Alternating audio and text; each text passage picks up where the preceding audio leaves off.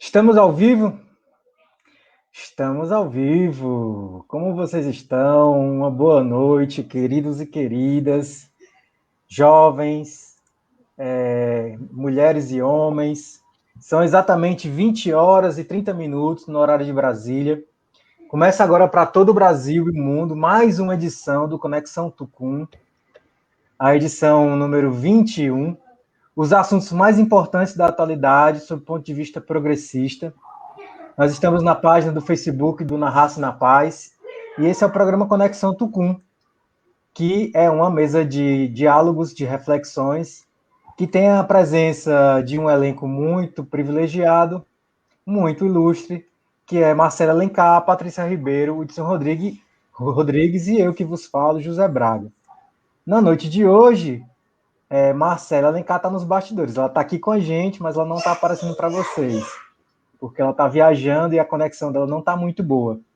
O Conexão Tucum é representado pelo simbolismo do Anel de Tucum e quer chamar a atenção para as causas sociais, o engajamento com causas sociais, como a justiça, a igualdade para todos. Todos os que usam o anel, em geral, são pessoas ligadas às causas sociais e acreditam num mundo mais igualitário. Nesse sentido, bilhões de pessoas podem nos acompanhar pelo Facebook. Amanhã a gente posta também essa conexão no YouTube, numa reprise. E também tem os conteúdos postados no Instagram, no Twitter, sempre, @Na Raça e na Paz. Quero desejar uma boa noite aos meus companheiros Hudson e Patrícia, e já já a gente vai chamar a nossa ilustre convidada, que Hudson vai apresentar. Mas primeiro, boa noite, Hudson, e boa noite, Paty. Boa noite, Braga. Boa noite, Patrícia. Boa noite, bom dia, boa tarde para quem está assistindo aí. Depois pode estar na versão gravada também, né? Uma alegria estar com vocês aqui, mais uma edição do Conexão, com esse propósito, né, que o Braga trouxe aí para a gente. O propósito de ser um espaço de diálogo, de refletir de maneira madura, progressista, as questões que estão ligadas à política, ligadas à fé, hoje de um modo específico, mais específico, um conteúdo ligado à dimensão religiosa, né? E de um modo muito interessante também, trazer, sempre é parte da nossa intenção aqui, trazer esse conteúdo de forma mais compreensível, né? Sem a linguagem da academia, de uma forma que chegue para todo mundo, afinal, todos nós viemos, todos e todas aqui que participam do Conexão, de experiências da educação popular. Então, a gente sabe o quanto é importante preservar isso para as pessoas, né? Uma alegria estar com vocês. Boa noite, Paty. Tudo bem contigo? Boa noite. Boa noite a todas e todos e todes. Ou bom dia e boa tarde. Hoje é um momento especial, um momento de aprendizagem para mim, né? Eu estava falando com os meninos, falar sobre campanha da fraternidade é relembrar a minha infância, a minha militância, com a pastoral da juventude e com, enfim, um outro olhar, né? Um olhar comunitário, um olhar da teologia da libertação, enfim, dessas bases que eram...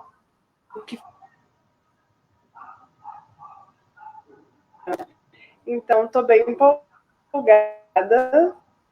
com o debate. Acho que traz essa fraternidade, traz um tema importante. A fraternidade traz um tema importante. Acho que é bom a gente, nesse momento, estar repensando, discutindo a importância dessa campanha para a atualidade. Então,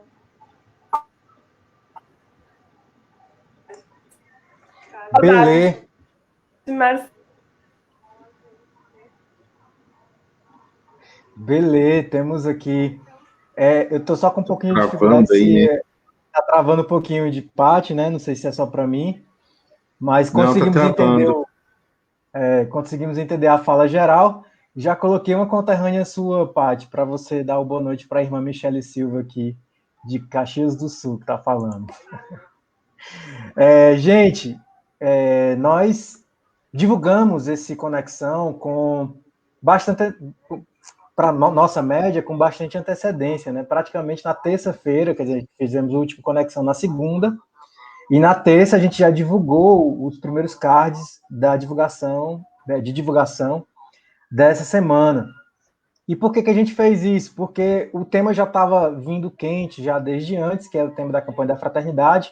Para quem não sabe, a campanha da fraternidade sempre é lançada na quarta-feira de cinzas, ou seja, depois da manhã. E o tema desse ano, que parecia vir um pouco morno por causa da pandemia, não sei o que aconteceu, não sei o que estava acontecendo direito, mas essa semana houve uma profusão, uma avalanche assim, de interesse pela campanha, em função de, enfim, de um ataque muito bem delineado de uma certa página do YouTube, que não tem nada a ver com os salesianos, que não tem nada a ver com Dom Bosco, mas que usa o nome dele, e que fez um vídeo de coisa de meia hora, fazendo, digamos, fazendo com que a campanha da fraternidade fosse atacada por grupos articulados e por indivíduos desorientados. A campanha da fraternidade, para quem não sabe, esse ano ela é ecumênica, a cada 5 anos é uma campanha da fraternidade ecumênica, então não só a CNBB, ou seja, a Conferência Nacional dos Bispos do Brasil, mas o CONIC, que é o Conselho Nacional das Igrejas Cristãs, que elaborou a campanha, que escreveu o texto base, que participou da questão dos cartazes, né, do cartaz, do conteúdo da campanha da fraternidade. E o que ocorre é que esses grupos articulados e esses indivíduos desorientados, durante a semana, suscitaram esse ataque, né, com muita fake news, com muita mentira, com muitas palavras de baixo calão com os bispos que se posicionaram a favor da campanha. Um deles, Dom Odilo Scherer, acima de qualquer suspeita de ser um bispo de perfil progressista. Dom Odilo é o bispo clássico conservador. Também padres como o padre Juarez de Castro, lá de São Paulo, que também tem traçado uma trajetória de bastante, digamos, apego à questão mais tradicional, romana da igreja, que se posicionou a favor da campanha e, por isso, né, também é acima de qualquer suspeita. Mas não importa, para esse grupo de pessoas que, nesse sentido, nós do Conexão entendemos que não vale a pena ser chamados de católicos, mas de fundamentalistas, de fanáticos, de sectários, e que atacaram a campanha de uma forma completamente desajustada. E, nesse sentido, a gente está aqui para ocupar o espaço da rede social. O Marcelo está lembrando, o Talibã é o pentecostal, se bem que nesse caso foi o Talibã católico mesmo, né? Não foi de igreja neopentecostal, não. E, nesse sentido, a gente ocupa as redes sociais justamente para fazer o contraponto desse tipo de postura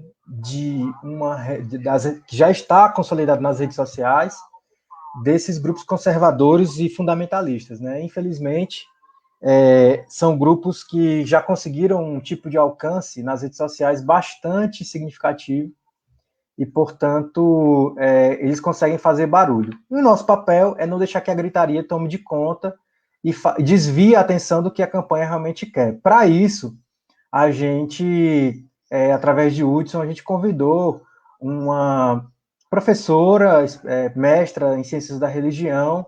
Eu não vou terminar de apresentar, porque senão eu não tenho o que falar, né?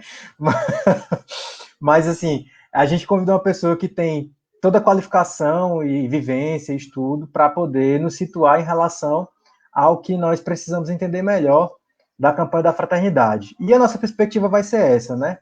Nossa convidada, ela vai trazer, digamos, a fundamentação dela, o posicionamento dela, e a gente vai tentar puxar esse fio do novelo, a ponta do fio do novelo, para poder discutir durante a noite de hoje. Para Paty vai ser um desafio, porque Paty é da tradição, de uma outra tradição religiosa, que é o candomblé, mas ela, coisa linda, passou a semana estudando melhor o assunto para poder participar com mais afinco das discussões e dos debates, o que a gente agradece muito, viu, Paty, pelo seu esforço. E Marcele, como eu já falei, Marcele dá para a gente ver, que a gente consegue ver Marcele aqui embaixo, na janelinha, mas ela está no privado. E como a conexão dela não está muito boa, aí ela está preferindo não aparecer hoje, tá, gente? Bom, já estou vendo Carmen aqui, ela deu uma quedinha, mas já voltou, já estou vendo ela aqui. E vou pedir para, por favor, Hudson Rodrigues, você apresenta a nossa convidada. Antes de passar a palavra, por gentileza, gente, compartilhem essa live, compartilhem nos seus feeds, nas suas redes sociais, nos seus WhatsApps, nos seus Telegrams.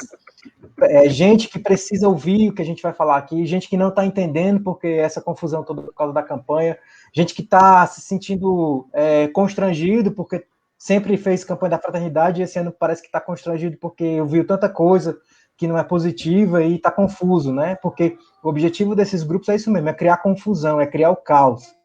E aí, nesse sentido, acaba inibindo as pessoas realmente de se engajarem na campanha da fraternidade. Então, por favor, chamem pessoas, compartilhem, convidem, estamos aqui, vamos começar. Por gentileza, Hudson Rodrigues, você faz as vezes da casa. Obrigado, Braga. É uma alegria enorme ter essa pessoa aqui conosco, né? Observe aí que no chat nós já temos a Marli, é uma religiosa, né? Que conhece muito bem Carmen Lúcia, e é muito bom poder falar em uma Carmen Lúcia que nos representa, né? Marli Kermes é missionária de Jesus crucificado, atua aqui no DF, tem uma experiência formidável, está aí conosco. E você estava preocupado, Braga, em dizer aí da Carmen, né? Então, Carmen, no currículo sucinto, é presidenta e fundadora também do Centro de Juventude Cajueiro, que é um espaço destinado à formação de juventudes e de pessoas que trabalham com juventudes, né, aqui em Goiás, né? E além disso, assim, na academia é formada em ciência da religião, uma professora excelente, que tem um trabalho maravilhoso aí por onde ela passa, né? E tem uma experiência que aqui no currículo a gente precisa trazer, que ela foi secretária assessora do setor de juventude na CNBB, e ela me corrige se eu estiver errado, mas eu acho que é do setor de juventude mesmo, e estava lá até o início dos anos 2000, então tem uma trajetória incrível de serviço ao povo brasileiro, de serviço à igreja também, à igreja católica, mas também milita pelo movimento ecumênico, né? Se estivéssemos no auditório, a gente a receberia com um grande abraço, né? E seria, de fato, muito bom poder dar um abraço nela, né? Mas aqui, Carmen, nós te abraçamos virtualmente, te acolhemos aqui para que faça desse espaço um espaço de diálogo. Seja muitíssimo bem-vinda, que a sua presença aqui é uma presença muito esperada e que nos ajuda a ter luz para o caminho. Muito bem-vinda. Obrigada. Boa noite, né? Primeiro, agradecer o convite, porque falar desses temas que são espinhosos, vamos dizer assim, para todas as religiões, todas as igrejas, não só para o catolicismo, que é a questão ecumênica, né, e outros temas que estão sendo tratados na campanha da fraternidade, é sempre um desafio, né? E eu queria dizer que eu falo de um lugar, né? Eu sou uma mulher goiana, nascida na roça, de uma família grande, de 7 irmãos e irmãs, né? Mulher, leiga, né? Nessa igreja católica eu atuei na CNBB durante 5 anos, final de 97 até começo de 2003, eu tive na assessoria da CNBB, acompanhei a campanha da fraternidade esses 5 anos, colaborei em alguns textos bases dessa campanha, a campanha ecumênica também tive a primeira campanha ecumênica eu estava junto com ela, né, na elaboração, no debate, na escolha dos materiais, mesmo que a gente nunca, como assessor da conferência, nunca vota, mas a gente tem uma influência e estuda e trabalha bastante os temas, né? Então, eu fiquei muito envolvida e tive experiências também de grupo de jovens, em escola, trabalhei como professora de ensino religioso em escola católica, trabalhei muitos anos o tema na ponta, né, com os estudantes. Então, esse tema, ele é caro, ele é preocupante, né, e aí eu acho que a gente tem que, nesses debates, a gente ter bem claro que cada um de nós vamos falar a partir de um ponto de vista, né? E eu quero falar a partir desse meu ponto de vista, marcado por esses lugares por onde eu andei, né? Andei não só na igreja do Brasil, mas eu atuei na igreja latino-americana como assessora do CELAM também por um bom tempo, colaborei na elaboração de um marco de referência da Pastoral da Juventude, e isso não agrega para a gente nenhuma vantagem, ele agrega experiência, agrega conhecimento, alargamento da nossa visão, né?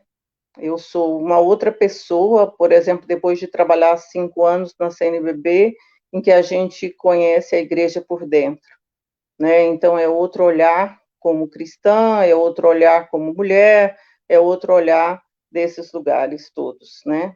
Da instituição, principalmente. E conforme o Hudson falou, depois eu estudei um mestrado em ciências da religião, né? Mas minha formação é ciências sociais. Mas a maioria das pessoas perguntam se eu sou pedagoga. É muito engraçado, porque perguntam, você fez pedagogia? Eu digo, não, eu fiz ciências sociais. Mas como eu gosto muito de planejamento, dos aspectos pedagógicos, aí isso acaba aparecendo muito em minha prática, e as pessoas não vinculam pelo conhecimento, mas pela prática com que a gente se apresenta, atua, né, no mundo.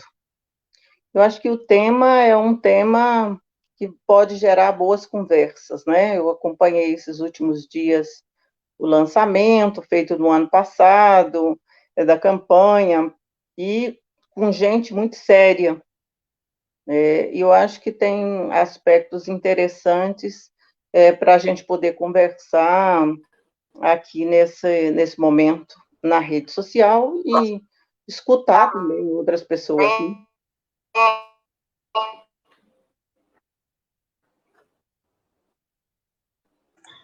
Que ótimo, Carmen, essa sua primeira fala, porque já vai me trazendo a novidade. Eu sou uma dessas pessoas que assim, jurava que você era pedagoga, né? Que você é pedagoga. Talvez não seja pedagoga por formação, mas aí pela grande atuação e os trabalhos aí voltados para, de fato, para a formação e para a educação popular, né? Braga tá tendo um barulho. Estou tentando identificar de onde é que está vindo, ainda não consegui descobrir. Mas pode fazer a pergunta de abertura, pode seguir. Que a gente já... eu vou tentando achar aqui qualquer falha e corrigindo, tá bom? Ok, então, Carmen, para começar esquentando essa nossa conversa aqui, né? A gente dialogava um pouco sobre a importância dessa campanha e eu também trabalho com o tema da campanha todos os anos já, principalmente por causa um tempo na catequese, né, estando lá na catequese na igreja e tal, ajudando a fazer a reflexão lá, e depois disso, quando começa a trabalhar em escola, percebendo aí como um tema central dentro de escolas, né. E nesse ano, eis que surge uma grande surpresa, né? No ano em que a campanha vem com o tema fraternidade e diálogo, compromisso de amor, aí a gente é surpreendido no movimento articulado, antes do lançamento, um movimento de resistência, né? E, e aí isso me incomodou bastante, né? Eu e o Braga conversamos aqui nos bastidores e depois, quando a gente chega no seu nome, depois você fazia algumas reflexões interessantes sobre as pautas que vão surgindo, né? Então, acho que esse é um primeiro ponto para a gente trazer aqui. O que está pautado quando a gente pensa numa campanha da fraternidade ecumênica? O que deveria estar em pauta nesse momento e por que a pauta está sumindo do radar, vamos dizer assim, né? Por que a gente está falando de outras coisas e não da pauta central? Quando a gente começou a campanha da Fraternidade Ecumênica, ela nunca foi um espaço tranquilo, nem dentro da Igreja Católica, nem fora, nem para os grupos que resistem a um modelo de igreja seguido, por exemplo, marcado pelo segmento a Jesus, com as orientações do Vaticano II. Isso não é novidade.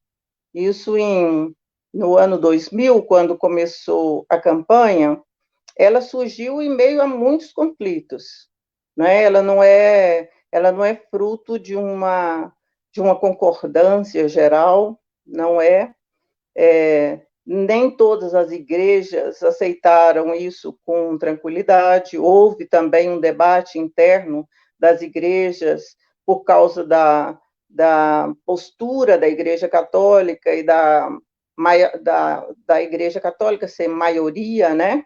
Então, assumir um projeto da Igreja Católica não foi uma pauta tranquila para as igrejas, né? Então, a gente teria que dizer que essa pauta que aparece agora não tem novidade nenhuma do ponto de vista histórico e nem do ponto de vista da campanha da Fraternidade Ecumênica, né? Então, você tem bispos da Igreja Católica posicionando de modo triste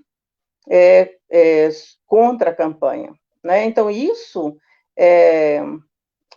vamos dizer assim, a discordância do ecumenismo, ela está talvez mais visível nesses tempos em que você tem um determinado grupo que o Braga dizia assim, desorientado. Eu acho que a palavra não é bem desorientado, eu acho que eles são muito bem orientados, né? E eu acho que a orientação, ela tem uma pauta, conforme você traz. E essa pauta que essa orientação traz é uma pauta econômica, é uma pauta do capital, né? Se você olhar quem é o grupo que se posiciona e quais são esses grupos que na igreja posiciona contra o Papa, contra a campanha da fraternidade, contra as pastorais sociais, é um grupo dentro da Igreja Católica, dentro de todas as outras igrejas cristãs, podemos dizer assim, que tem um posicionamento de modo particular as igrejas pentecostais, mas o pentecostalismo ele não está fora da Igreja Católica, não está fora das outras igrejas, ele está presente também nessas instituições, em que se posiciona a favor de uma religião muito mais voltada para o lucro do que para a evangelização, né? A gente pode dizer que é um modelo de religião que sustenta o neoliberalismo, né? E isso a gente tem que colocar de fundo nessa discussão, né? Então, qual é a pauta trazida? Se a gente olhasse e perguntasse assim, olha, qual foi a reação dos grupos por causa dessa pauta trazida por esse grupo, você vai dizer assim, olha, várias pessoas, elas se posicionaram da campanha da fraternidade. A campanha da fraternidade, ela podia passar vou usar uma palavra não muito apropriada, mas comum no nosso discurso, que podia passar em branco, ou em brancas nuvens, né? Porque até agora se pouco falou da campanha da fraternidade, e aí como que ela vai aparecer para o tema? E quando ela aparece, você tem uma reação institucional. Você tem a reação da CNBB, você tem a reação do pessoal que elaborou o texto base, do pastor que estava contribuindo na elaboração e na reflexão bíblica, trazendo todo o esforço para poder pensar isso, e tem vários esforços trazidos, né? Então, assim, ó, o quanto que nós, gente boa, aprendemos dessa campanha da fraternidade, porque teve essa reação. Então, eu acho que tem um aspecto, que é esse aspecto da questão da direita, que ela se articula, ela é muito bem articulada, e eu falava um pouco antes com o Hudson, né? Ela tem uma capacidade de distração muito grande, e a gente se distrai nesses aspectos que às vezes traz, e quem às vezes mais divulga essas questões postas de oposição, muitas vezes somos nós, né, que às vezes compartilha com todos os grupos para dizer, olha que coisa horrível essa situação. A gente pode ver isso no governo Bolsonaro, o Bolsonaro é um nome que a gente não deve dizer, a gente desse governo, desse presidente, nos seus ministros, principalmente a ministra responsável pela questão da mulher, né? Só para se ter um exemplo, né? Quantos do grupo que vai, por exemplo, veste de rosa e vai para as redes sociais e diz, eu estou de rosa, né? Então, a gente com isso, o que a gente está difundindo? A gente está difundindo uma distração, né? Então, eu acho que esses aspectos da campanha, ele tem esse lado, que é, vamos dizer, de alguém que se posiciona contra a campanha e obriga as pessoas que deviam estar divulgando a campanha, mas que começa a fazer, então, a divulgação da campanha. Né? Então, você tem uma divulgação muito grande, inclusive essa live, né? Que é com essa finalidade. O que a gente teria que ter muito claro o que está sustentando esse debate que está aí e como é que nós sustentamos esse debate, ou a gente divulga esse debate, não na perspectiva de pensar, por exemplo, uma coisa que eu quero conversar aqui, é sobre a questão que a campanha propõe, que é a questão do amor, né? Então, e outras questões que a gente pode discutir. Por exemplo, por que bater por tudo homem na campanha, tudo homem na equipe, e tem a Home que está na equipe, por que é ela que leva toda a paulada? Então, eu acho que são questões que a gente teria que conversar, aproveitar dessa situação para a gente poder abrir um debate, e eu acho que o debate tem que ser crítico, no sentido não de falar mal da campanha, ou falar mal da CNBB, ou falar mal de não sei o quê, mas contextualizar esse debate para a gente poder, a crítica no sentido da gente superar as ingenuidades que a gente está mergulhados nela. E tem muita gente para nos mergulhar nesse lugar. Né? Um pouco isso. Não sei se falei demais, mas... Qualquer coisa a gente vai puxando aí os fios da conversa. A gente reflete Carmen... aquele modelo de auditório e passa a plaquinha de 5 minutos aqui. Ô, Carmen, só para a gente contextualizar, eu realmente confesso que eu li o texto base desse ano com muito mais atenção, muito mais, até vontade, né? Fome, do que outros anos, porque meio que coincidiu eu ter que dar conta do conteúdo do texto nesse período justamente em que começaram as articulações, e aí só não é corrigir, é só colocar o que eu falei. Eu falei de grupos articulados e indivíduos desorientados, viu? Os grupos são bem articulados e orientados mesmo. Os indivíduos também, viu? Também, né? São super orientados. E aí eu estava lendo esse texto base, e ele é muito rico, inclusive, acredito eu também, porque recebeu muita contribuição da tradição bíblica protestante, né, das igrejas tradicionais protestantes. E a gente vê o caminho de Emaús sendo explicado de uma forma muito bonita, muito gostosa até de ler, né? O primeiro momento, o que é que estavam falando, o segundo momento, e aí é o próprio Jesus que vai falando para os discípulos o que é que eles precisam entender daquela história que eles estavam contando. É um texto muito, muito bonito, né, do ponto de vista bíblico mesmo, né? E o que me chamou a atenção é porque antes de ler o texto, eu já ouvia alguma crítica desses ataques, dizendo que o texto ele defendia a enfim, era LGT-fobia, não é LGT-fobia, defendia os LGBTs, QI+. E eu, na leitura do texto, eu consegui achar o parágrafo 68. O parágrafo 68 é o único que fala de LGBTQI+, que eu acho que é pouco, poderia ter falado mais, mas é só para dentro do contexto do Atlas da violência no país, né? O texto base ele tem sempre essa preocupação de trazer, se é uma campanha da fraternidade que fala de paz, então ele traz um atlas, né, um quadro, um cenário da violência nos últimos anos no país. E aí fala das mulheres, né, do feminicídio, fala dos jovens pretos e pobres, fala, enfim, digamos, grupos específicos, marginalizados, violentados, assassinados no Brasil, e dentro desses grupos há um grupo muito específico, que é o grupo dos LGBTQI+, e que são assassinados por serem quem são, né, porque aí é uma questão específica realmente. E ele cita em um parágrafo isso. E nesse sentido, citando quem são aqueles que são perseguidos e aqueles que sofrem violência, gratuita no país, né?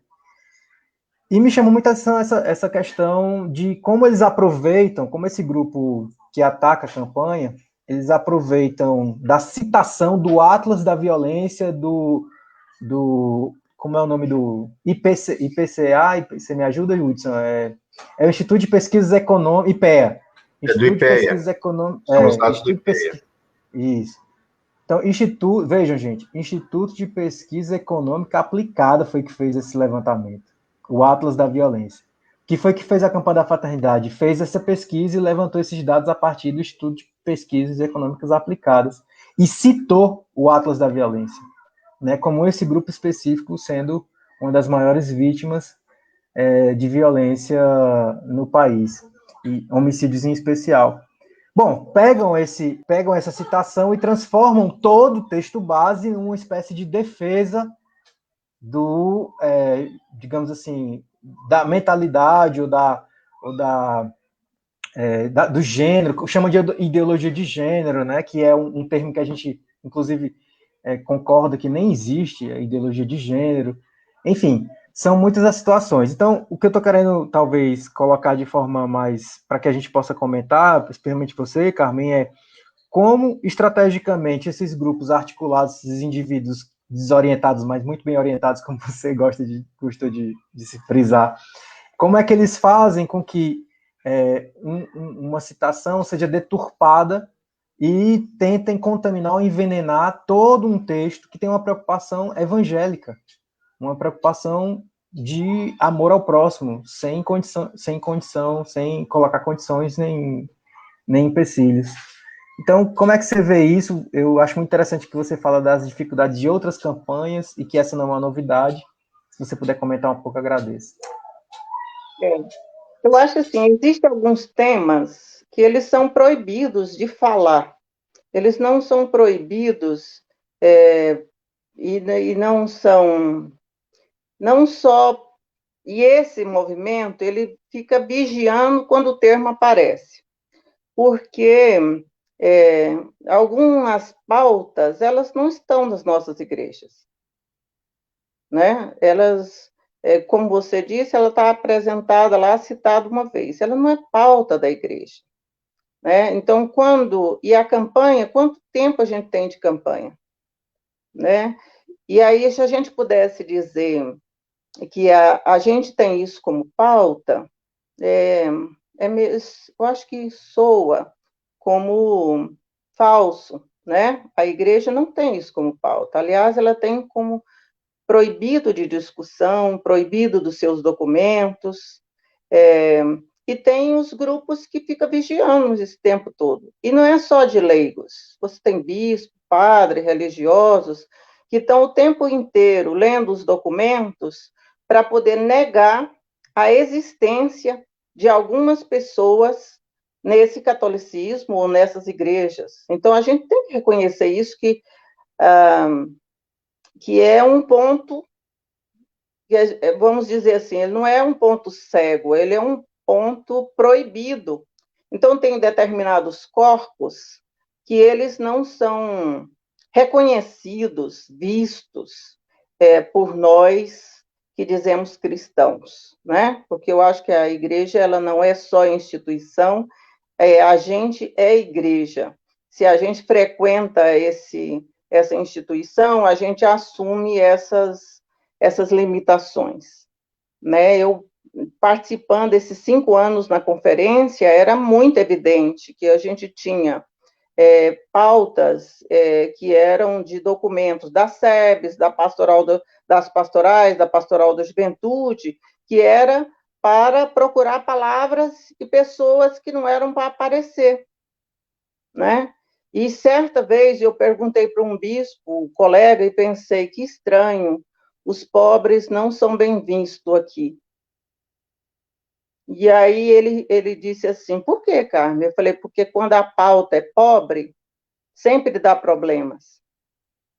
E se você olhar onde é que estão esses corpos, né? Negros, toda LGBTA, QI+, né?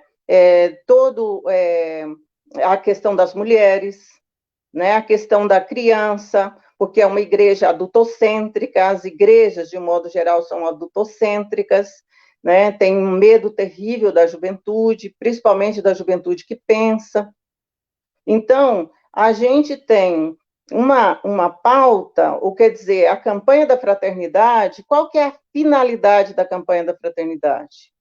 É a conversão, porque ela acontece durante o período da quaresma, e a quaresma é o período em que nós, que nos confessamos cristãos e cristãs, precisamos rever as nossas práticas, as nossas vidas, para a gente poder mudar, converter.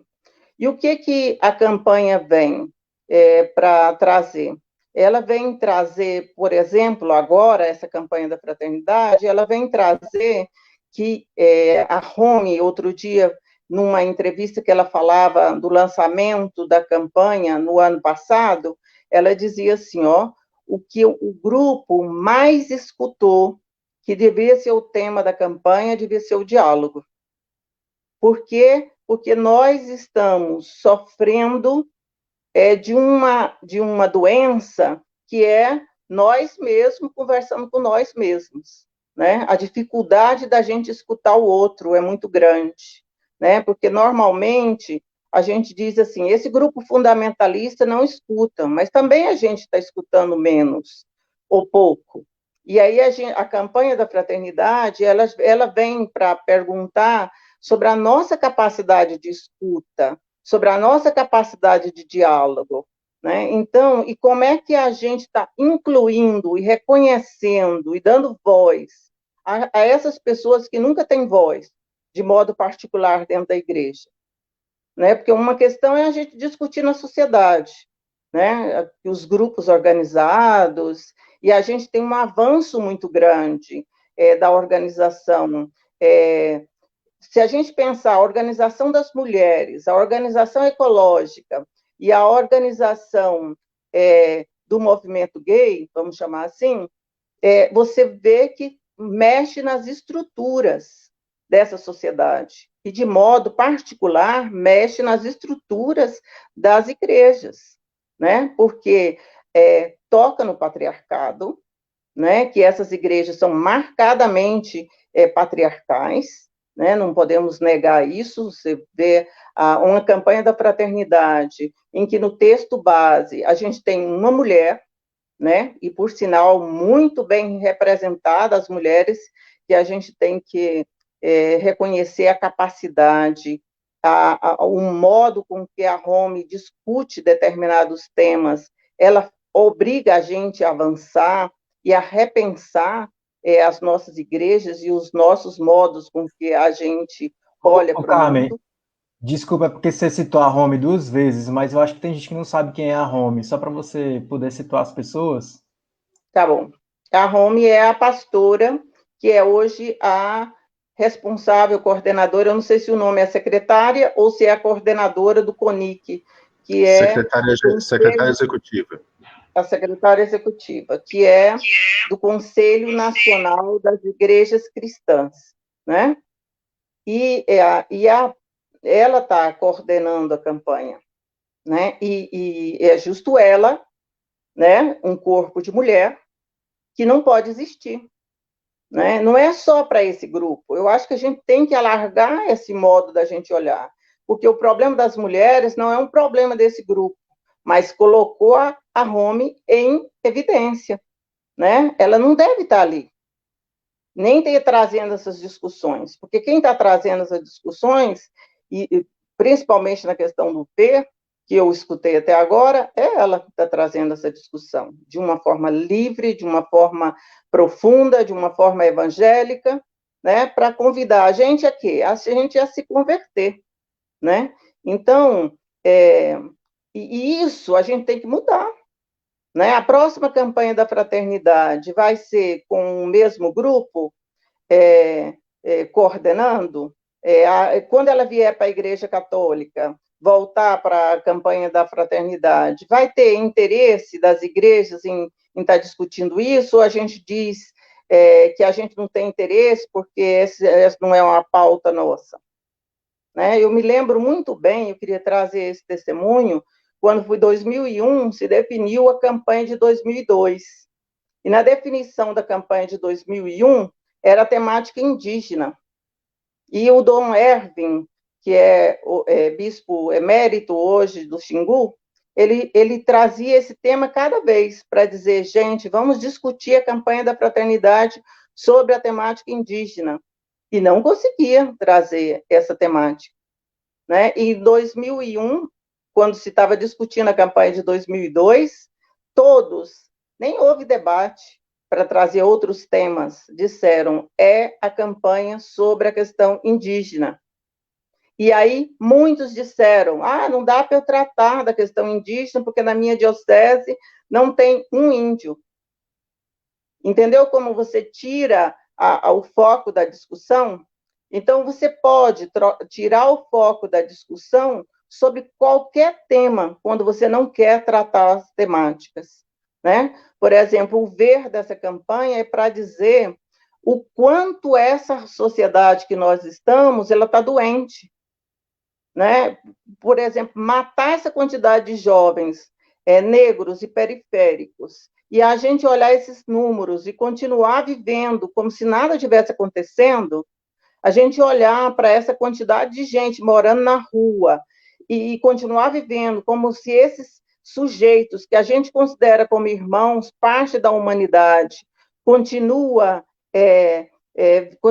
achando que isso não é nada, olhar o número da quantidade de mulheres mortas, mulheres que apanham, mulheres que são violadas e violentadas, com todos os tipos de violência, e a gente dizer não está acontecendo nada, é a gente olhar para todo o veneno que está jogando na natureza e a gente dizer não está acontecendo nada, e a gente entender, por exemplo, que essa pandemia que nós estamos vivendo ampliou a desigualdade social para um número exagerado, e a gente assistir todos os dias essa situação de fome e de miséria entre nós, e a gente dizer não está acontecendo nada e cuidar de cachorro e de gato, que eu acho que é importante cuidar de bicho, mas humanizar esses bichos e desumanizar os irmãos como se não fosse nada, a campanha da fraternidade é urgente no sentido do pedido de conversão. Não é nem para esses sujeitos que estão trazendo a pauta para eles também, mas para nós, que às vezes a gente não aprofunda esse contexto, não busca forma de transformar isso, né? E quem tem brigado conosco de um modo, assim, direto é o Papa, né? E tem apanhado da igreja e uma boa parte da instituição não o apoia. Por quê? Porque o tema é pobre, porque o tema é migrante, porque ele está insistindo com a desigualdade social, né? Então, ele tem insistido em temas em que não precisa ir longe, não precisa ampliar o grupo da direita, vai no governo, né? E pergunta qual é a pauta do governo, desse governo assassino, que é para poder ampliar o número de mortes, seja da pandemia, seja matando ainda mais, porque agora liberou as armas, né? Então, e como é que é a nossa posição frente a isso? A gente pode ficar distraído, né? Então, eu chamo a atenção nossa, não vamos nos distrair com uma fala de um sujeito que está chamando a nossa atenção ou está dizendo a mesma coisa que não é novidade. Nós temos que focar. Uhum. Eu vou passar aqui a pergunta para a Paty, tá? E só uma colocação. Paty, o seu áudio está muito alto, tá reverberando o retorno. Se você puder baixar um pouquinho mais. Se você conseguir baixar um pouquinho mais. Vou tentar. Isso. Vocês me escutam bem? Sim. Sim. Carmen, já saí várias vezes hoje, né? A internet hoje não está colaborando comigo, mas vamos lá. Carmen, assim, eu tô encantada com o que tu tá trazendo em relação à campanha, né? Eu fiquei lendo e lembrando, assim, dos momentos que eu vivenciei nas escolas, a campanha da fraternidade, enfim. E eu estava comentando com os meninos, assim, a importância e a coragem de pautar esse tema, né? São temas extremamente necessários, num momento extremamente necessário e corajoso, né? E aí eu fiquei pensando de que forma essa campanha ela vai reverberar dentro das comunidades eclesiais de base. Como é que isso, ao longo do percurso dessa campanha, ao longo dos anos, né, porque é de 5 em 5 anos, pelo que eu entendi, como é que isso é trabalhado? Se esses temas que a campanha traz, eles conseguem ser discutidos e a reflexão acontece, se ocorrem transformações ao longo, né, dos anos, enquanto essa campanha está ativa. Enfim, eu queria saber se realmente as campanhas elas fazem com que as comunidades, né, eclesiais de base, enfim, as PJs, elas realmente trabalhem essas temáticas e possam propor ações concretas para a transformação, porque são temas bem delicados, assim, né? A nossa sociedade realmente não tem dialogado sobre isso, né? A gente quer botar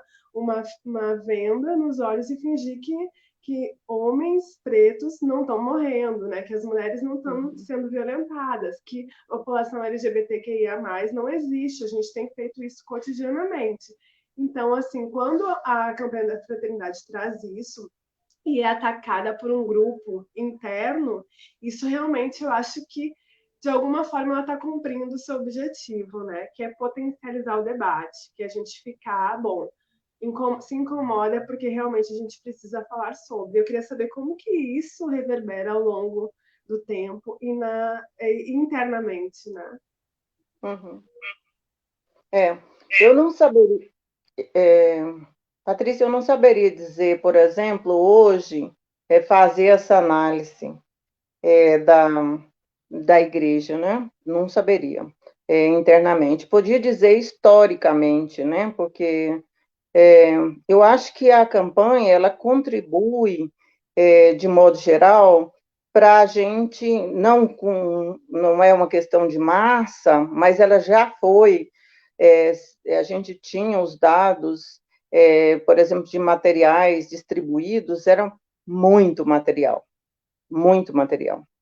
né? Que era distribuído para diversos grupos, né? Desde criança, adolescentes, jovens, comunidades, liturgia, dentro da Igreja Católica. Então, ela tem um aspecto que é trazer o tema para o debate, né? Esse tema. Por exemplo, o fato da gente estar na 5ª campanha ecumênica, eu acho que isso já avançou bastante esse tema.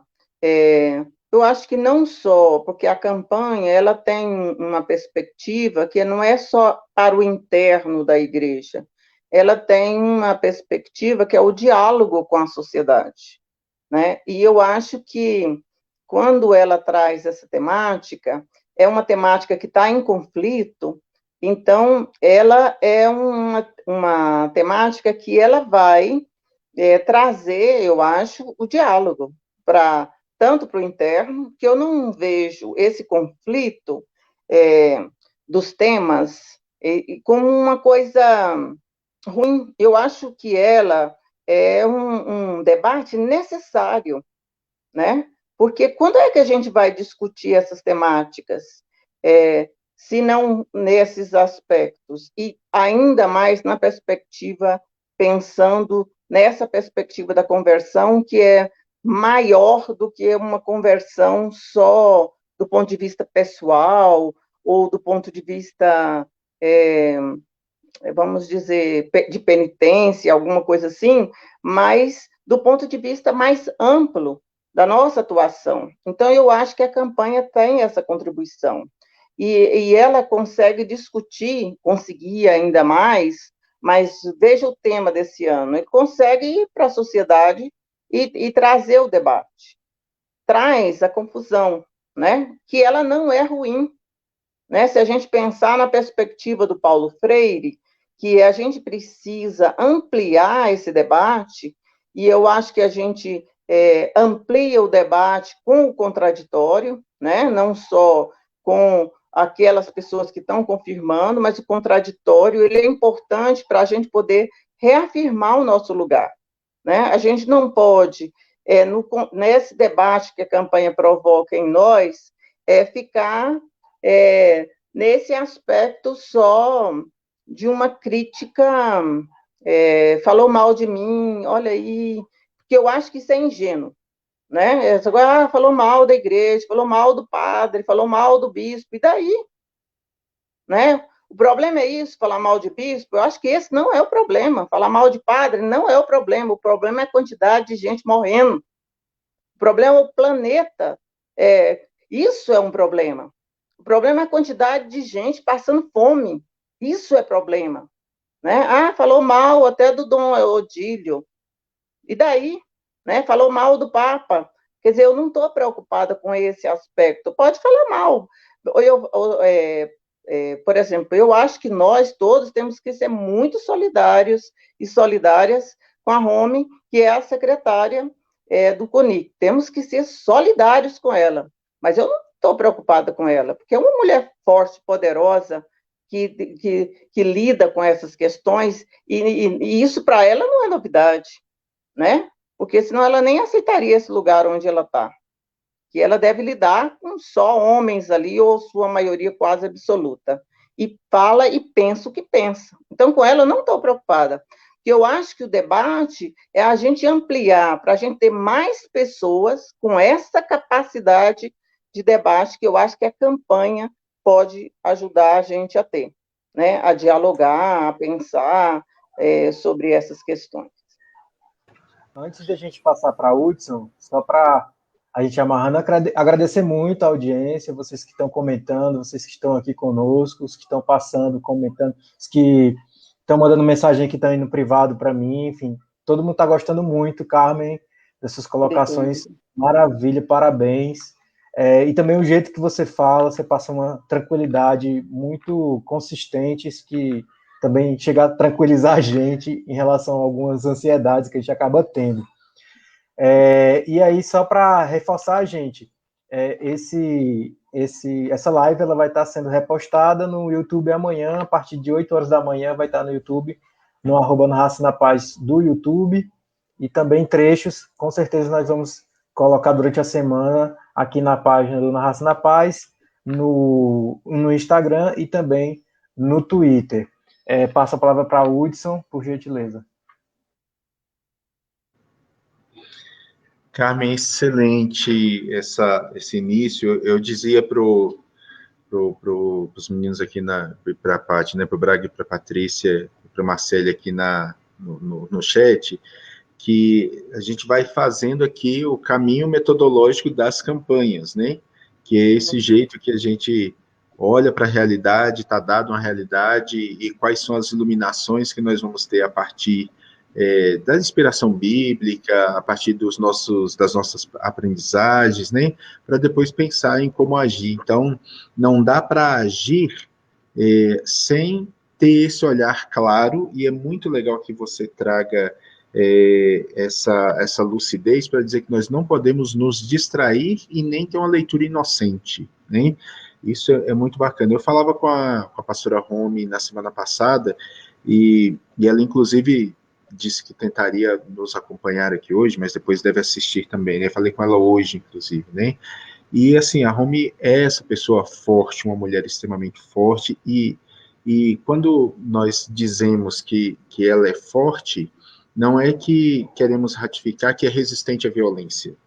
É forte porque tem clareza de princípio, clareza de causa, e tem uma consciência dos papéis e das funções que ocupa, que é muito importante. Isso é que faz forte, né? E eu dizia, ainda nessas conversas aí da semana passada, que a campanha da fraternidade é ali um movimento católico muito bonito da década de 60, com aquele espírito latino-americano impulsionado também pelo espírito do Concílio Vaticano II, a presença de Dom Helder e toda aquela igreja de libertação que está se fazendo nos anos 60, né? E aí, o que eu vejo nesses grupos neste momento é que eles aproveitam de uma situação de que a campanha sai da mão diretamente de um bispo ou de outro, mesmo que nós tenhamos lá o setor da CNBB que é responsável por isso e tal, e que tem uma mulher como secretária do CONIC à frente. Então, esses grupos, de modo muito covarde, vão usar desse cenário para atacar a campanha que já não era aceita antes, né? Porque falar dos temas sociais, como você diz, eu escutei de um padre uma vez falando, né, que a nossa conversão não está na doutrina social da igreja, a nossa conversão está no catecismo, né? Esse é o tipo de padre que vai cercar a igreja depois para não ter mendigo dormindo na porta da igreja, né? Eu escutei isso de um padre uma vez, quando a gente discutia a doutrina social da igreja, né? Então, a campanha da fraternidade traz essa temática e de modo muito forte, vai colocar luz sobre aquilo que no cotidiano não se discute, né? Então, agora eu penso assim, quais são as luzes, né, que nós temos para a nossa atuação? Alguém escreveu, a Cristiane Araújo escreveu uma pergunta aqui antes, dizendo assim, como dialogar com os intolerantes e fundamentalistas? Uma vez que o tema central é o diálogo, e a gente está bebendo ali da fonte de Efésios, né? Cristo é a nossa paz, do que era dividido fez unidade. Como que nós podemos, que luzes nós temos, de fato, para fazer esse diálogo acontecer, e um diálogo que seja libertador, né? Não é um diálogo de cada um segue com o seu fundamentalismo, com a sua verdade particular, mas um diálogo que seja de construção de um novo cenário, como de um novo mundo, como Patrícia está chamando a atenção aqui. O que você tem pensado sobre isso nesses tempos atuais? Pensando, esses dias eu estou trabalhando um curso de metodologia das rodas de conversa. E estou visitando de novo Paulo Freire e as pessoas que trabalham a questão do Paulo Freire. E eu voltei no texto, a partir do dia que a gente conversou, eu estou com um texto da Bell Hooks, que é uma feminista norte-americana, negra. Ela escreveu sobre a questão do amor. E me chamou muita atenção o tema diálogo, compromisso de amor, que é o tema da campanha, né? O lema é esse de Efésios que você citou. O tema da campanha, que ele convida o diálogo e a questão do amor, me chamou muita atenção a reflexão que ela fez. Eu vou compartilhar com vocês, porque esse texto da campanha, que a gente está lendo e buscando essa reflexão, essa luz aí já no Evangelho e em outros, nas ciências sociais, eu queria trazer à luz esse texto da Bel, porque ela provoca, pelo menos me provocou a pensar, que ela diz assim, olha, a gente não tem tratado nas nossas lutas sociais, nas nossas organizações, o amor como pauta. A gente tem colocado, porque quando eu coloco o amor como pauta, eu coloco o outro no centro. E ela diz assim, porque aí a gente trata a questão da ética do amor. E ela vai dar um exemplo, né, que é o exemplo da questão da prática do Luther King. Né? Então, ela vai dizendo, Luther King, quando ele vai chamar os negros para os direitos civis, ele chama todos os negros para a questão do diálogo. E aí ele vai dizendo que a luta não é só dos negros, mas a luta é para a sociedade norte-americana, onde ele está lutando, e a luta é para o mundo. E ela diz assim, ele nos convocava para amar os inimigos. A pauta do Luther King era a pauta para o amor. Então, se a gente pensar que a pauta hoje, que a campanha da fraternidade está colocando para nós, é diálogo, compromisso de amor. Então, ela tem um elemento ali que a campanha está colocando, que é qual é a ética que nós vamos trabalhar, nos relacionar uns com os outros, que a gente vai atuar nessa sociedade. E se a gente pensar que essa atuação, essa reflexão que a Bell Hooks traz, a partir dos princípios, se a gente pegar em Paulo Freire a questão da amorosidade, por que eu vou atuar no mundo, né? É por causa da amorosidade, né? A amorosidade não é ingenuidade, não é dizer eu te amo, não é dizer Jesus te ama, não é Deus te ama, essas repetições que às vezes estão escritos nos murais e nos muros. A amorosidade é esse desejo que eu tenho, que o outro, colocar o outro na frente, colocar o outro no centro, né? Então, quando a nossa ação, né, ela não tem, sem essa ética do amor, ela diz assim, ó, ela molda a nossa missão política. Sem a ética do amor, nós somos seduzidas por uma maneira ou de outra para dentro do sistema de dominação, do imperialismo, do sexismo, do racismo, do classismo. Sem a ética do amor, nós somos dominados pela ética do capital. Então, eu achei fundamental que esse tema da campanha da fraternidade possa nos convidar para a ética do amor, né? Que seria isso. E ela vai dizendo assim, ó, que tem em nós tem alguns, quando a gente está vivendo em comunidade, discutindo em comunidade, como a gente está discutindo aqui, né, um grupo conversando sobre essa temática, com outras pessoas que estão nos ouvindo e dizendo das suas perguntas, quer dizer, essa conversa aqui entre nós é uma conversa que nos ajuda a identificar quais são os nossos pontos cegos também. Aí ela dizia assim, olha, na ética do amor, a gente precisa identificar quais são os nossos pontos cegos. Ela dizia assim, os homens negros, quando eles estão na luta, eles não enxergavam, por exemplo, a questão das mulheres, a discussão de gênero.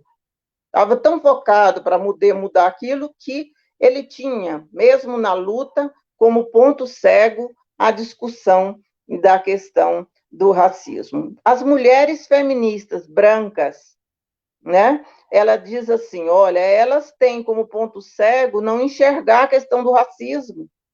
As mulheres que trabalham dentro da sua casa, né? Algumas, ela, não sei se ela ou outra mulher feminista que diz assim, ó, enquanto as mulheres feministas brancas estão brigando para ir para fora para poder ter direito ao trabalho, as mulheres negras não estão brigando por isso, porque elas sempre trabalharam fora, na casa, inclusive, das mulheres brancas, né? Então, pensar essa ética do amor, esse compromisso de amor que propõe a campanha da fraternidade, significa que essa ética do amor, eu estou lendo aqui para eu não fugir ao pensamento dela, que essa ética do amor é urgente para nos tirar dos desejos autocentrados de mudança.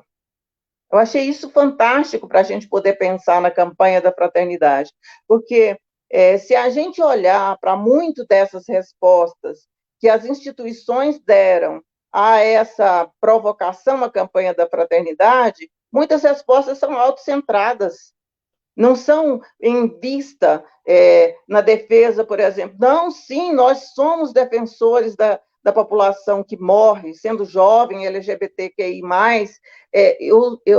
não foi nesse sentido, é no sentido de defender a sua instituição, dizer, olha, a campanha da fraternidade tem isso. Então, a gente teria que nos perguntar quais são os pontos cegos quando a gente pensa na ética do amor, que a gente teria que desvelar.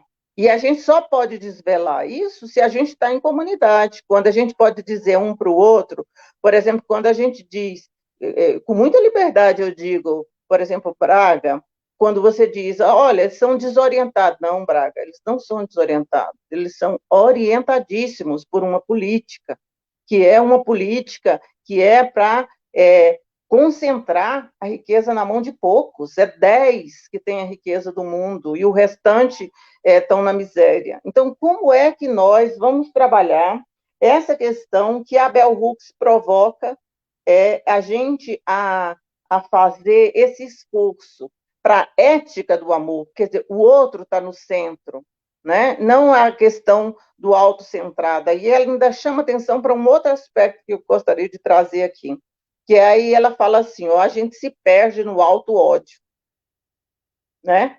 Aí ela está falando do movimento negro, mas a gente pode pensar isso para nós todos, né? Dessa questão do auto-ódio, e não do amor, né? E não da reconhecimento do outro. Eu achei fantástico essa ideia da Bell Hooks, depois eu posso compartilhar o texto com vocês, com quem mais interessar, que uma amiga que compartilhou comigo uma tradução de um capítulo de um livro dela, que eu acho que nem está traduzido para o português. Já estão pedindo aqui nos comentários para você compartilhar esse texto. Tá. Um capítulo, coisa Carmen, só para a gente poder dar uma dinamizada aqui na proposta, eu quero te felicitar também e felicitar todos nós que estamos aqui, porque nós já alcançamos mais de 500 pessoas que passaram por aqui. No momento, a gente tem 37, pelo menos no meu vídeo aqui está aparecendo 37, mas já são mais de 500 que já visualizaram a gente. E a gente, em termos de seguir pessoas que estavam aqui conosco ao vivo, nós chegamos a 40 pessoas. Foi que eu vi o máximo 40 pessoas ao vivo ao mesmo tempo. Isso é só um sinal, Carmen, que eu queria que também você pudesse refletir. Quando eu comentava isso com o Hudson, durante a semana o tema esquentou muito. E eu compartilhei nas minhas redes alguns vídeos, um do Dom Odilo, outro do Padre Juarez, outro do Padre Júlio Lancelotti, que falavam sobre a campanha da fraternidade nessa perspectiva de defesa. E, por um lado, eu fiquei inicialmente preocupado, porque, enfim, uma campanha com esse potencial, essa ética do amor, essa coisa da amorosidade que você já trouxe de forma tão bonita e sendo atacada desse jeito, desvirtuada, né? Como a gente já comentou na última vez que eu fiz a intervenção, né, a partir de uma expressão apenas. e comecei ficando preocupado. Mas eu estava compartilhando com os meninos no nosso grupo mais privado, que a minha página, Carmen, foi a semana que teve mais visualizações, mais comentários, mais, enfim, interações, né? Visualização, todos os tipos, de todos os tipos. Isso eu estou falando do YouTube, estou falando também do Facebook, estou falando do Instagram, etc. A impressão que eu tenho nesse momento é que há uma chance interessante de que esse movimento de ataque à campanha acabe sendo um tiro no pé. Por quê? Porque poderia ser uma campanha muito morna, em função da pandemia, né, ainda do distanciamento social, enfim, a coisa esse contexto todo, né, a Covid está muito ainda presente, e isso tudo vem como que poderia ser algo que arrefeceria, né, o ímpeto da campanha. E o que aconteceu, pelo menos nesses últimos dias, foi o contrário, né? A campanha realmente tomou um vulto, tomou uma proporção em termos de repercussão, que, por exemplo, do ano passado, que foi com a Irmã Dulce, né? Eu fiquei muito sentido ano passado, a campanha que colocou a Irmã Dulce em destaque, ela realmente foi uma campanha que foi morna, porque aí sim, a pandemia, de fato, ela atravessou a vivência dessa campanha de uma forma muito, muito concreta. Mas o que eu estou querendo, talvez, pensar e provocar uma reflexão, né? O que a gente pode tirar de bom, né, dessa mobilização, digamos, dessas repercussões? Eu concordo com você, o que é realmente precisa, o que é que a gente precisa se preocupar em relação a quem está passando fome, a quem não tem onde dormir, ao que não tem onde trabalhar, que está desempregado. Eu acho que realmente são as preocupações centrais de todos nós que temos essa perspectiva mais humanizadora, enfim, de uma igreja mais libertadora. Agora, quando a gente fala para esse público que ataca a campanha, a gente também consegue, digamos, denunciar que são sectários, que no frigir dos ovos, eles são sectários, eles não são comunidade, eles não são eclesia, eles são um grupo que são aferrados às suas crenças, às suas certezas, muito individualizáveis, e que pouco ou nada estão aptos para o diálogo ou para fazer comunidade, o que o Hudson já trouxe, Marcelo também comentou, e o que eu também reforço aqui. Eu tenho muita dificuldade de dialogar com essa parcela de supostos católicos, porque eles não estão abertos ao diálogo. Então, assim, como você vai dialogar com quem não quer dialogar? Aí eu acho que a gente entra naquele paradoxo da intolerância, né? Ou da tolerância, perdão. Que você tem que ser tolerante ou intolerante com aqueles que são intolerantes, né? Então, queria que você pudesse nos ajudar a ampliar um pouco, se possível. Uhum. Carmen, antes, se você tiver o nome do texto, porque enquanto você fala, eu vou vendo aqui o que a gente pode colocar de citação ali pelo Face, porque aí o pessoal já consegue anotar. Vou pegar o nome certinho aqui, eu não tenho ele aqui certinho, não. Eu anotei, mas não anotei o título. Ah, então tá bom. Eu vou colocar pelo chat. Eu acho que o trecho desse texto pode estar no livro O Feminismo é para Todo Mundo, da Bell Hooks. O feminismo é para todo mundo, né? Não, ele está num texto que não está traduzido, Patrícia. Oi? Patrícia, ele não está traduzido, ele está em inglês, só foi traduzido esse capítulo. Eu vou olhar daqui a pouco. Tá dando então, retorno minha voz.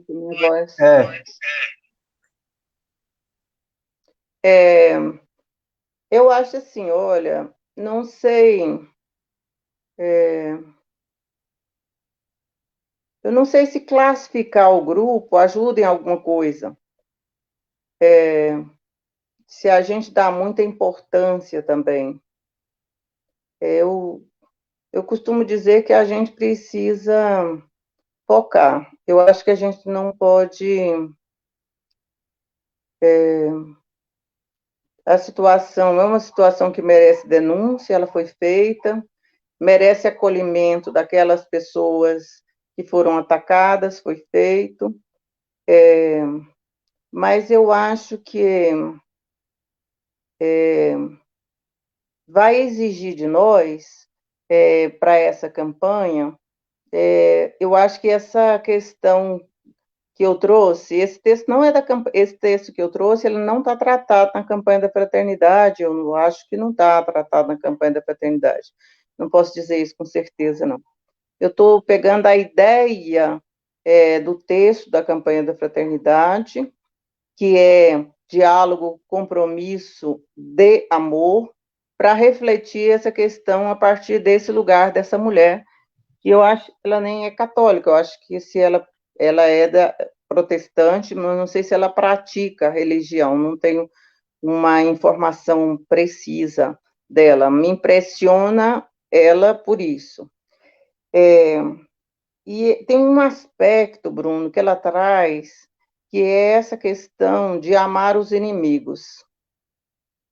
E eu não sei se a gente consegue dialogar com esses grupos, porque para poder entender essa situação, essa questão.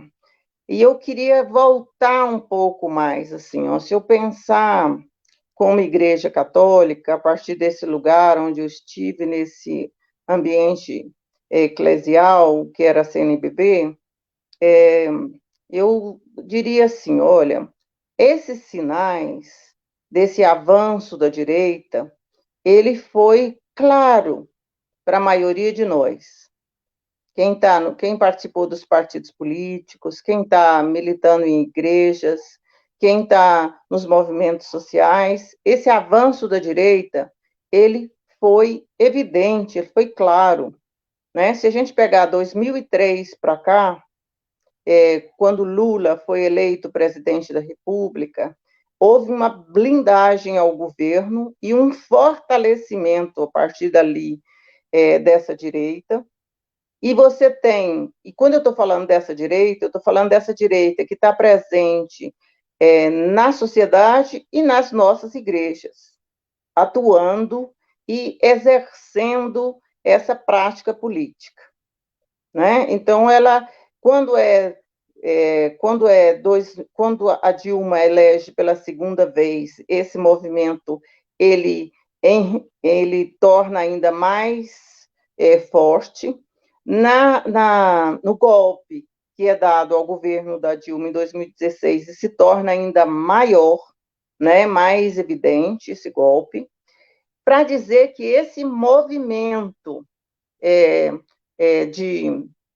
da direita, ele é um movimento crescente, né? E ele é um movimento crescente porque ele está confrontando com um avanço que está acontecendo nessa sociedade, né? Então, as mulheres estão se organizando, você vê o movimento gay nas paradas gays, em quase todos os lugares se manifestando, não é possível dizer que não existem esses corpos, porque eles estão aí, né? O movimento negro se organiza, você tem toda a questão das cotas na universidade, e você já tem uma geração de intelectuais com reconhecimento, com mestrado e doutorado, que vem para trazer o debate a partir desse lugar, que a Djamila chama de lugar da fala, né? Então, esse diálogo, eu acho que ele tem que ser contextualizado, ele não pode ser focado nesse sujeito que fez a crítica. A crítica dele ajuda muito, a gente podia dizer, porque acorda todo mundo que está dormindo para dizer, não, a gente precisa dizer alguma coisa. Aí a gente começa a ler sobre a questão, quantos não deve ter lido o texto da campanha da fraternidade para ver se está tratando mesmo da questão do movimento gay, né? De todo o movimento LGBTQIA+, né? Se está tratando ali ou não, né? Muitas pessoas, opa, peraí, tem alguma coisa acontecendo aqui. Outros vieram para poder reafirmar, né? Eu me lembro, quando eu trabalhava na CNBB, que a gente teve um debate, uma vez o Papa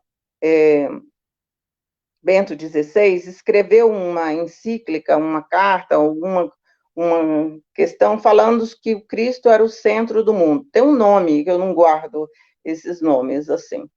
E foi o período em que eu mais estudei dentro da CNBB sobre a questão ecumênica. Porque todo mundo queria dizer uma palavra para o Bento XVI. Eu falei, nossa, eu vou escrever uma carta de agradecimento ao Bento, porque escreveu essa carta, porque ele oportunizou a gente a estudar sobre ecumenismo, inclusive na igreja. Porque tinha um movimento que queria contrapor aquela ideia que ele estava colocando. Estou falando do Papa, né? Que era o Bento XVI.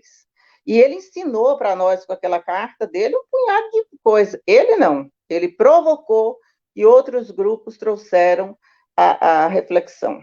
Esse sujeito agora, quando ele faz essa agressão ou essa forma de comunicação que ele julga defesa da igreja, que ele constrói e tem como referência, ele também acorda muitos de nós. Mas a gente precisa acordar para valer nessa campanha, que é para, por exemplo, a gente estudar e aprofundar mais sobre essa temática, compreender mais sobre essa questão da ética do amor, para perguntar e para a gente poder identificar, segundo a Bell Hooks, os nossos pontos cegos, que não devem ser poucos, né? Uma sociedade machista, estruturada, de um racismo estruturado, então a gente carrega coisa em nós, que a gente precisa se converter para poder viver bem, não só a campanha, mas que a campanha ajude a gente a viver mais e melhor esse compromisso de amor. E eu acho que esse compromisso de amor vai exigir de nós, eu não sei como, também não saberia dizer, para a gente fazer um agradecimento a esses sujeitos, né? Para dizer assim, olha, vocês ajudaram, contribuíram e tal, ao invés da gente continuar só replicando o que ele está dizendo, porque a gente replicar o que eles estão dizendo, a gente não está contribuindo com nada, a gente está só ampliando esse movimento que impede o diálogo, ou que gera esse clima, que é um clima em que a gente diz eles de lá e nós de cá, né? Eu acho que não é assim. Eu acho que eles que cresceram dentro dessa perspectiva, né? Aos nossos olhos, das igrejas e nossos, das lideranças, né? E a gente não é que a gente, não estou dizendo que é culpa nossa, não. Não estou dizendo esse negócio de culpa, não, porque eu acho que essa reflexão é muito chata de fazer. É dizer, quando foi que aconteceu isso e a gente não percebeu?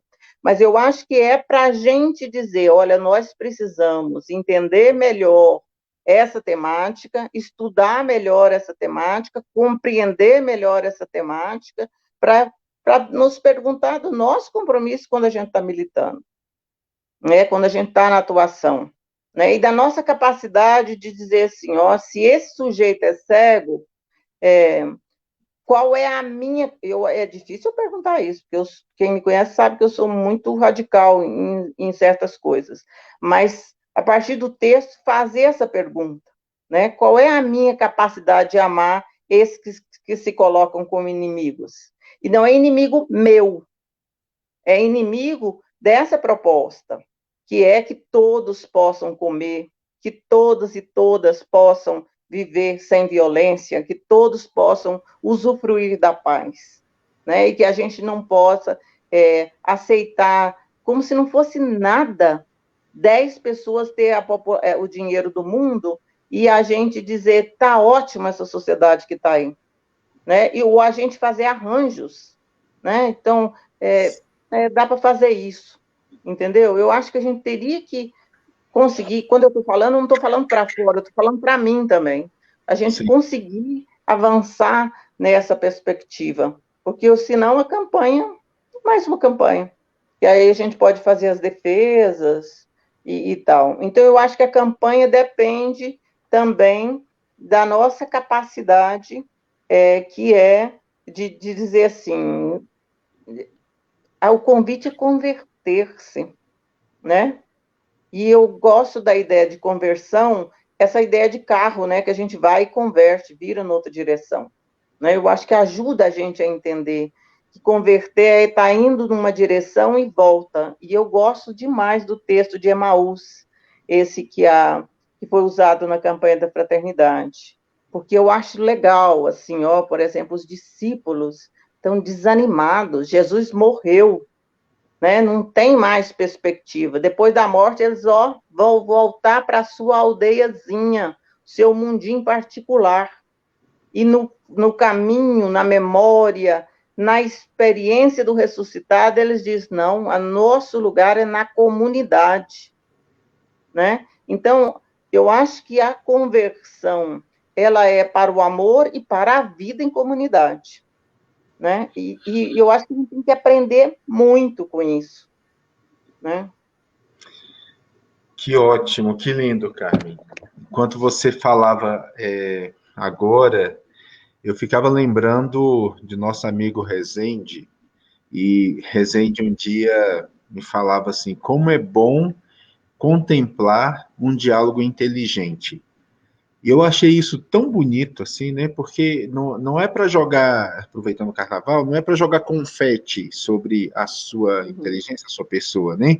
Mas é de fato, assim, como que essa capacidade de trazer lucidez e realmente trazer luz para esse cenário, nessa análise que você faz, né?